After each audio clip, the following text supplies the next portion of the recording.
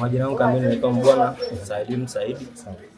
Siku ya Jumapili usiku mida ya saa 5:30 sungusungu alikuja nyumbani kwangu wakati muda huu mimi nilikuwa natoka kuojoa. Wakaja wakaingia paka ndani kwangu, wakaanza kisha kudukua nyumba yangu na kufungua. Kisha wakaanza kunipiga na kusema kwa mimi ni mwizi na nafulia waizi. Nikauliza baada mimi nafuliaje waizi? Wakasema kwamba tumeibiwa main switch. Ambayo tumeibiwa main switch ya umeme. Ndio ya mwanajeshi. Hapo sana wananipiga na kunichoma na visu.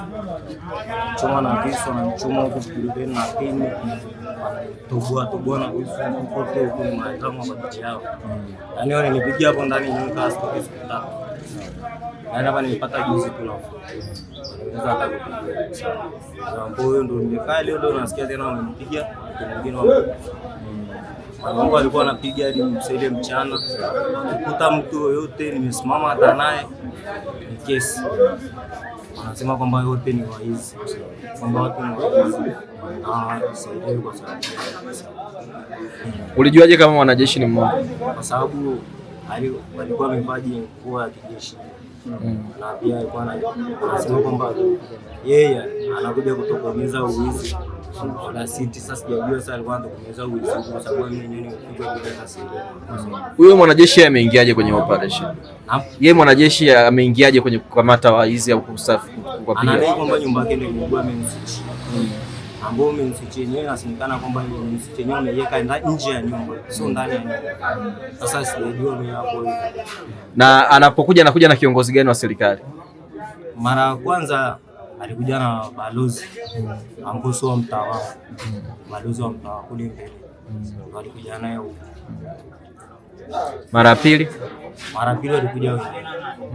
Kama na hao sungusungu wengine ukiacha wao mwanajeshi ni watu mnaowafahamu wa mtaa huu au hamwafahamu? Sio wa mtaa huko kwangu huko chini. Mtaa kule juu. Ni watu wa mtaani hapa au hamjui wanatokea wapi? Yaani ni watu ambao wanaishi la city. Mimi nafahamu sungusungu. Sungusungu namfahamu mmoja. Na mfahamu mmoja ambaye mmoja alikuwa hajavaa mask. Ambapo ndo nilianza kuongea. Tunaona una alama. Anaitwa nani? Hebu tuambie. Anaitwa nani huyo mmoja kwanza? Anaitwa Bitram. Okay, tumeona una alama sehemu mbalimbali huko mkononi, mgongoni. Hebu tuambie hizo alama ulipigwa kwa kutumia nini au ni alama zako za zamani za kipigo cha zamani? Walinipiga kwa kutumia marungu na mafumbo. Kisu wanakitumiaje? Walikuwa wanachoma. Yaani wanachoma. Wakishachoma na kishindiliwa na wanapekenya kwenye mwili. Walikuwa ngapi? Walikuwa ngapi kufanya na moja? Walikuwa 11. Mwanajeshi alikupiga sehemu gani? Na ulikuwa unakupiga na nini? Hapo hivi ndio walikuwa wanachoma na kisu. Mwanajeshi. Sema mwanajeshi. Anaelezea walikuwa 11 ndio akawa ananipiga hivyo, wengine wanaangalia wanafanya hivyo, anaelezea. Yaani mwanajeshi ndio alikuwa ananipiga na kunichoma na kisu. Hao wengine walikuwa wanapiga na sawa.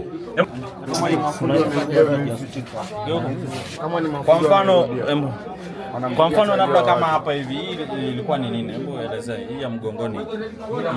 Mgongoni kwa sababu alinifunga walinifunga mikono wakanilaza chini. Rudi nyuma hiyo. Unasema? Walinifunga mikono wakanilaza chini bwana. Huko mgongoni. Miguuni je? Na miguuni. Ndio ile walinifunga kunipiga mgongoni wakanigeuza. Wakanigeuza kwa yaani mguu hapo hivi mfano unapaka mfupa ndani. Wewe unafanya kazi gani? Dereva. Ndio. Na ulifuata nyumbani usiku saa ngapi? Mida saa 5. Sasa baada ya kukupiga ilikuwaje wakakuacha? Walinipiga baada ya kuniacha na maumivu. Angalia kamera nyuma. Kushindwa kutembea. Yaani walikuambiaje hadi wanakuacha? Sitakiwa kuchukua kupeleke polisi kama ni mwizi. Polisi walisema hawana ushahidi wa kunipeleka polisi wala kokote. Kwamba uone nimepigwa mimi na machule, nimepigwa na hao wajomba shika. Nimepigwa na hao wajomba. Na mimi sio muizi. Umeona huu mkono mimi dereva toyo. Siwezi kuendesha bike sasa hivi. Umeona? Nimepigwa. Mimi sio muizi. Mimi sio muizi. Nimepigwa nimekutwa road mapema saa 4. nikalale mapema saa 4 mimi nimepigwa naendesha pikipiki ya mkataba, napataje hela mimi Nani alikupiga mzee? Hao wanajiita sungusungu, na hapa tuko kwa balozi, yeye ndo tunamjua, ajifichi sura, yuko na watu wake wamevaa maski wanajificha. Unapigwa rungu brother, zo fimbo rungu, hii ni rungu. Unapigwa rungu, watu wameshika mabapa ise. Hiyo ni sheria gani? Kama walikupiga lini na walikuta? Walinipiga juzi kushinda jana. Walikuta njia gani? Wamenikuta na njia pale mwisho wa ICO la City. Wamenikuta pale, niko na wauni wangu na uchali yangu hapo. Huyu na dereva toyo akionyesha na yeye mwili wake umepigwa baba, umepigwa kinyama chali yangu. Hiyo ni sheria gani? Kuna sheria gani? Wewe unampiga mtu sio mwizi na watu wanakufahamu, wanakufahamu. Wengine hawezi kutembea, wamelala, hawezi kuongea, wengine wamepigwa. Hiyo ni sheria gani? Kuna sheria gani kama hiyo? Si tunaishi vipi? Tunakosa amani, tunakosa amani, tunapigwa hivi, tunapigwa hivi, wengine wamepigwa visu, watembei wamekaa. Hatuna uhuru vijana, hatuna uhuru, sisi sio waizi, tunapigwa. Nimesha bike na paki hapo kanisa la Mabomu. Nimetoka hapo nimeenda Mushezi, nimepeleka abiria huko chini na rudi. Nimekaa mahali nimekuta majamaa zangu hapo hivi mahali wametulia. Maana si barabarani tunatulia tunatafuta riziki. Nimesimama pale hivi kama dakika 15, wametokea usungusungu, wameacha kuna watu wanakunywa pombe hapo wanaita Chaz Lodge. Wamewaacha pale wakatukuta si pale chini tumetulia, wakaanza kutushambulia. Wamewaacha wale walikuwa wako kwenye ile pub. Wamewaacha wameondoka, sisi tunashambulia kwa sababu sisi ni madereva tu, tunaonekana labda ni waizi sijui. Na nimewaeleza, nimwambia mimi bwana napaka kanisani. Mwenyekiti wangu mimi nimemueleza ni Bruno, wanamjua. Na balozi nikamueleza wanamjua. Na bado yuko na huyu balozi ambao tuko sasa hivi kwake hapa hivi. Na chanzo hapa mpaka sisi tumekuja hapa kwa balozi. Watu tuna hasira, tunaonewa mtaani. Tunataka tumpeleke balozi kwa mgonjwa. Tunaona kwa sababu kwanza sasa hivi tumeshapigwa mpaka kuna kijana kapigwa hapa hivi, kuna msiba hapo juu. Tumetoka msibani. Lengo letu kumchukua balozi. Nyinyi mlipigwa kwa kutumia nini mpaka makovu kwa makovu? Hizi ni fimbo na rungu. Waya wa umeme, ule waya mweusi wa umeme ule. Mimi ni rungu. Hizi ni rungu. Faru. Hizi ni rungu. Marungu kama mkubwa. Ile kule alipigwa jana. Huyo huko mwingine. Sasa vijana tunaishije? Waonyeshe, usiogope.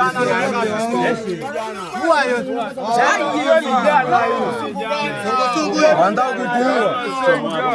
Unaona wanataka kutuua. Wanataka kutuua. Hakuna anapiga vijana wa mtaani hapa. Wanatujua. Kuna watu ambao wanajulikana. Tunapigwa hivi. Hamna mdeni. Lengo letu kuja kwa huyu balozi tumchukue tumpeleke kwa wagonjwa wake hapa.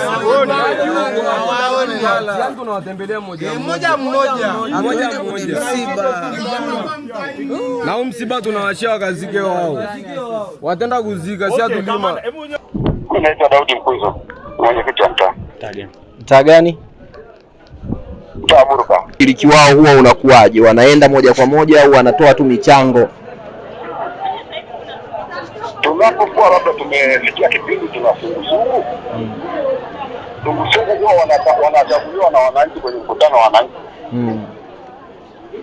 Kwa hiyo kama itatokea kuna mwanajeshi aliyeombwa sawa, lakini wengi huwa wanasema hawashiriki kwenye ile sungusungu. Kwa hivyo huwa wanatamkwa na wananchi wenyewe kwenye mikutano yao.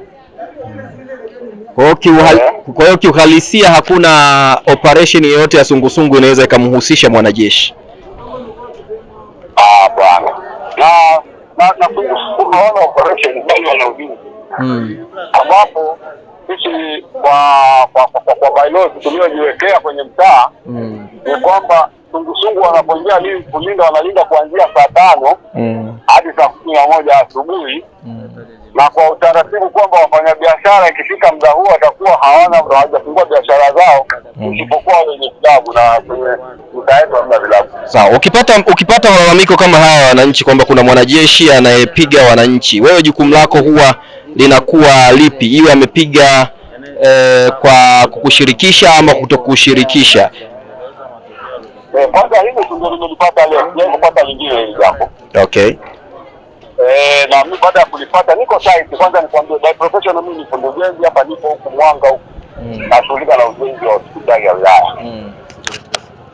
Maana yake baada ya kuambiwa kurudisha mihuri nimekuwa na muda mwingi niko site, tangu Jumatano niko site mpaka leo. Sasa ndo limekuja hili mwenyekiti kwamba kuna mwanajeshi amejeruhi vijana. Wewe kwa taratibu zako unachukua hatua ipi ukibaini kwamba ni kweli shughuli yake ni jeshi? Kwanza kitu cha kwanza, taarifa hizi tunazipeleka polisi. Ndio. Tunazipeleka polisi kwa sababu ni swala la kipolisi. Halafu deni tunaitisha vikao vyetu na mabalozi kukemea hayo na kuhakikisha kwamba tumejiwekea misingi yetu kama ilivyokuwa kawaida, kwa sababu hiyo swala la wanajeshi kuingia kwenye operation kwa kweli haliko ndani ya taratibu zetu za kuendeshaji serikali za mitaa. Kitu, kuna swali lingine la kumalizia, labda kwenye mtaa kuna matukio ya kihalifu yaliyopelekea kuwepo kwa operation ndogo ndogo ambazo kuna vijana zaidi ya 9 wamepigwa na wengine kufuatwa nyumbani wakituhumiwa kuiba vitu? Hapa katikati kama nilivyokuambia, kuna swala lilikithiri pia mpaka lakuwa na mambo yatatumzuka, lakini hatukuwa na ratiba hizo operation. Maana sisi tulikuwa tuitishe mkutano wa hadhara wa wananchi mwezi uliopita, lakini tukasema tuache kwa ajili ya mwezi mtukufu wa Ramadhani na kwa rehema. Tukishapita hivi basi tutaitisha mkutano ambao sasa ndio tuko jingeni kuitisha, alafu taratibu zetu za mtaa zitaambuliwa na wananchi kwenye mkutano. Hawa vijana 5 waliopigwa migongoni, kuchomwa visu, kuumizwa, wengine kuuawa, hiyo operation imetoka wapi? Bila taarifa hiyo. Kwa hiyo hakuna sungusungu. Kwa hiyo hawa sungusungu na huyu balozi anayetuhumiwa, kama ni kweli ni wao wamefanya hivyo, watakuwa wamekosea? Sina taarifa hiyo, hata waliochomwa na nini, sina taarifa ofisini. Sijui labda ni nini limetokea hili. Labda ni siku 3-4 ambazo wiki nzima vijana wanapigwa na kuumizwa tu, na mwingine ameuawa leo. Labda kwa urahisi hilo nalo nilipata labda kwa mtendaji, lakini ninachojua ni kwamba hatuna balozi. Kwa hiyo wanafanya makosa kuendesha operation zinazodhuru wananchi wako bila wewe kuwa na taarifa? Kwa kweli hilo ni kosa. Asante.